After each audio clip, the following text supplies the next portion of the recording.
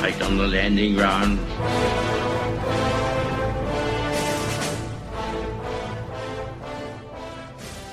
Thank you for joining us. You're listening to A Radio, and this is the Morning Minute. Please click on the follow button on Spreaker.com. Today, I'm going to do a story on the subject that most upsets liberal communists in Canada. However, it's not my words. It's the journalist by the name of Eric Allen Bell. Now, some of you may have heard of him, but I think a lot of you probably haven't. Eric Allen Bell did a report on a mosque that was being built in Tennessee. I will put a link on my website and it'll be under the heading Muslim Takeover. The only comment I'm going to make is this is a video where a journalist talks about a mosque being put in the heart of the American Bible Belt, and the mosque is enormous for a population of less than 200 Muslims. There will be links, as I said, to Eric Allen Bell, who was on Fox News showing his video and talking about it. There's also a link, or will be a link, to another interview that he did with the now defunct Sun News Network. So that's two countries, one that has free speech, one is about to not have free speech. Anyway, my final comment is this.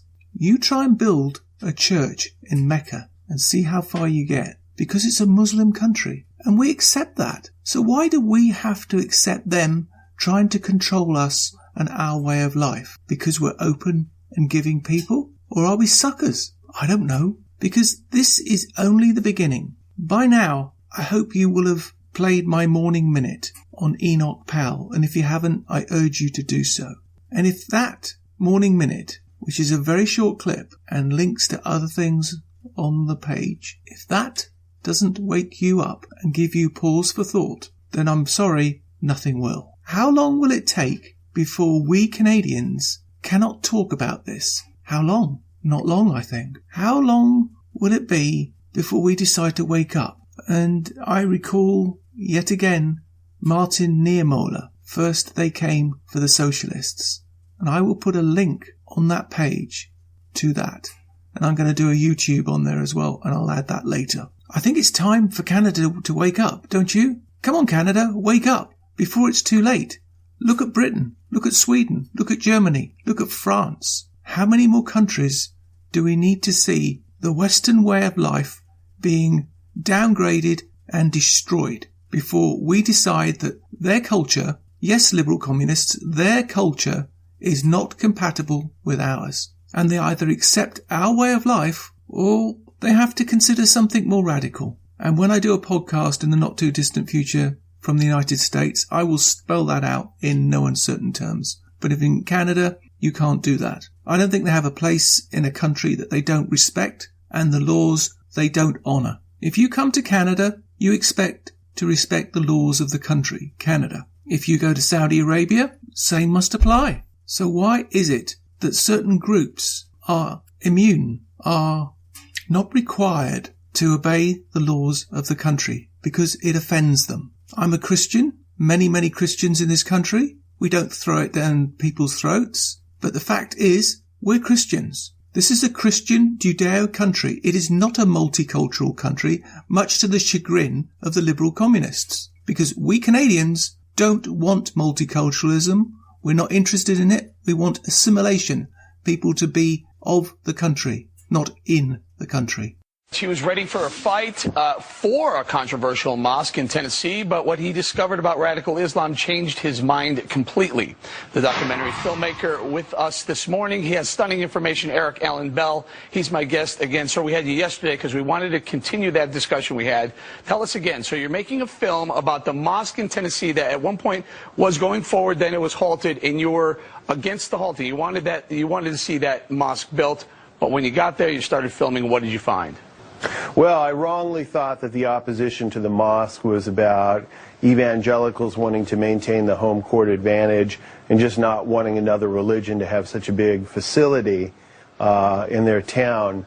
And I had shot 300 hours of footage with that point of view, that this is really about religious freedom. After I had time to spend in the editing room and see what I got, I started to read a book by Robert Spencer called The Truth About Muhammad. And I thought, there's just no way this can be true, because if this was true, everybody would know it. There's no way Islam is this radical. So I did my own fact-checking, and sure enough, there is no such thing as radical Islam. It doesn't exist. Islam is radical. Muslims, fortunately, in America, mostly not radical, but Islam is radical to the core. So I realized I'd made a mistake and tried to correct that by writing a blog for Daily Kos. I'd written 109 articles for Daily Kos. It's a liberal blog. They get about 1 million visitors a day. And I wrote something just explaining to people some things they probably don't know about Islam, specifically its stance on women, gay rights, freedom of speech, freedom of religion, death for apostasy, death for being homosexual. And I was told I was right-wing and an Islamophobe for pointing these things out. All right, so we'll get to that liberal response. But first I want to talk to you about the mosque. Now, you pointed out that it's a substantial mosque. Did the community of Murfreesboro, Tennessee, need a mosque that size?